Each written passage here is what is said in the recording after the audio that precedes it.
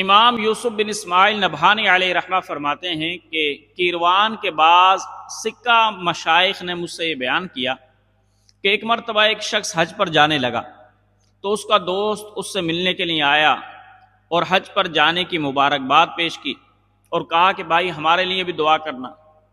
اور یہ دعا کا اس نے کیوں کہا؟ اس لیے کہ نبی پاک صلی اللہ علیہ وسلم نے فرمایا جو شخص حج پر جاتا ہے اور اس کا حج قبول ہو جاتا ہے تو وہ گناہوں سے ایسا پاک ہو جاتا ہے کہ جیسا وہ دنیا میں آج ہی آیا ہے۔ تو جو شخص گناہوں سے پاک ہو جاتا ہے جب وہ کسی کے لیے دعا کرتا ہے تو اللہ رب ذوالجلال اس کی دعا کو قبول فرماتا ہے۔ تو اس نیت سے اس نے کہا کہ آپ حج کے دوران میرے لیے دعا کرنا۔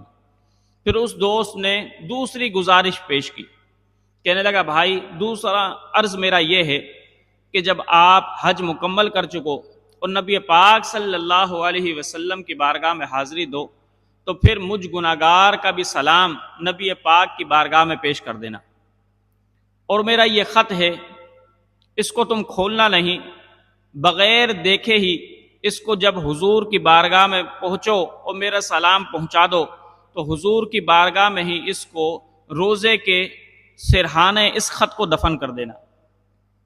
تو اس دوست نے وہ خط لیا اور حج کے لیے روانہ ہو گیا۔ جب اس نے حج مکمل کر لیا اور وہ نبی پاک کے روزے پر حاضری ہوا، پہلے تو خود اس نے اپنا سلام پیش کیا اور اس کے دل کے اندر جو تمنائیں تھیں، جو آرزوئیں تھیں، جو دعائیں تھیں، اس نے نبی پاک صلی اللہ علیہ وسلم کی بارگاہ میں وہ اپنی دعائیں پیش کی۔ جب اپنی دعائیں وہ پیش کر چکا تو پھر اس نے نبی پاک صلی اللہ علیہ وسلم کی بارگاہ میں اپنے دوست کا سلام پہنچایا اور عرض کی یا رسول اللہ صلی اللہ علیہ وسلم میرے فلاں دوست نے آپ کو سلام پیش کیا ہے، اور پھر وہ خط حضور صلی اللہ علیہ وسلم کے مزار کے سرہانے اس نے دفن کر دیا۔ اب جب اس کا حج مکمل ہو گیا وہ واپس آنے لگا تو وہی دوست شہر سے باہر اس کا استقبال کرنے کے لیے آیا۔ جب اس کی ملاقات ہوئی تو وہ دوست بہت خوش تھا اور اس نے کہا کہ بھائی میری التجا یہ ہے کہ سب سے پہلے آپ اب میرے ہاں مہمان بنیں، میرا کھانا کھائیں۔ تو جب اس نے زیادہ اصرار کیا تو میں اس کا مہمان بن گیا، اپنی فیملی کو بھی اپنے دوست کے گھر پر لے گیا۔ اس نے بڑی عالی شان ہماری دعوت کی اور بہت ہی میری خوش آمد کی۔ تو میں نے اس سے کہا کہ بھائی بڑی آپ نے ہمیں عزت دی ہے، بڑی اچھی دعوت کی ہے۔ تو وہ میرا دوست کہنے لگا آپ کی بھی بڑی مہربانی کہ آپ نے میرا کام کر دیا اور میرا عریضہ نبی پاک صلی اللہ علیہ وسلم کی بارگاہ میں پہنچا دیا۔ تو میں نے اس سے کہا کہ تمہیں کیسے پتہ لگا کہ میں نے نبی پاک صلی اللہ علیہ وسلم کا خط پہنچا دیا ہے؟ تو وہ دوست کہنے لگا اب میں تمہیں اصل بات بتاتا ہوں۔ اصل بات کیا تھی کہ میرا ایک بھائی تھا، اس کا انتقال ہو گیا۔ اس نے اپنے پیچھے ایک نابالغ چھوٹا بچہ چھوڑا، تو میں نے اس کی پرورش کی اور جو بھی اس کے حقوق تھے میں نے وہ ادا کیے، لیکن اللہ کی قدرت وہ بیمار ہوا اور بیمار ہو کر اس کا انتقال ہو گیا۔ جب اس کا انتقال ہو گیا تو ایک دن میں خواب کے اندر کیا دیکھتا ہوں کہ قیامت قائم ہے اور لوگ قیامت میں ادھر ادھر میدان محشر میں دوڑ رہے ہیں اور ان سب کو پیاس لگی ہوئی ہے اور مجھے بھی سخت پیاس لگی ہوئی تھی۔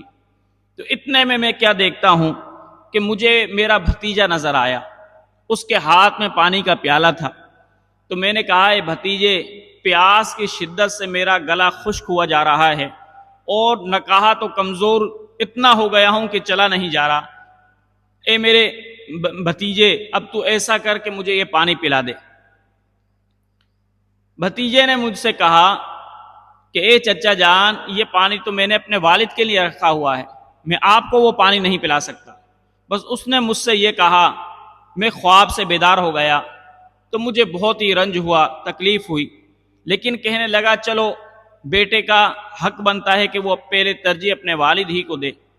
اب اس نے کیا کیا، صبح ہوئی وہ کہنے لگا میں نے سب سے پہلے راہ خدا میں صدقہ کیا، صدقہ کرنے کے بعد میں نے اللہ کی بارگاہ میں دعا کی کہ یا اللہ مجھے بھی اولاد نرینہ عطا فرما۔ تو اللہ رب ذوالجلال نے مجھے اولاد نرینہ عطا فرما دی، اور پھر جب اولاد نرینہ ہو گئی، ابھی وہ نابالغ ہی تھا تو میں نے ایک خط نبی پاک صلی اللہ علیہ وسلم کی بارگاہ میں لکھا کہ یا رسول اللہ، میں چاہتا ہوں قیامت کے روز میری بھی کوئی اولاد ہو جو میری پیش رو ہو، اور جب میں قیامت میں سختیوں میں، بلاؤں میں، مصیبتوں میں گرفتار ہو جاؤں تو وہ میری اولاد میری حفاظت کرے اور میری شفاعت کروائے۔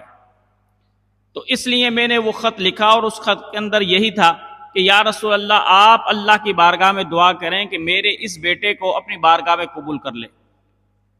بس یہ خط تھا۔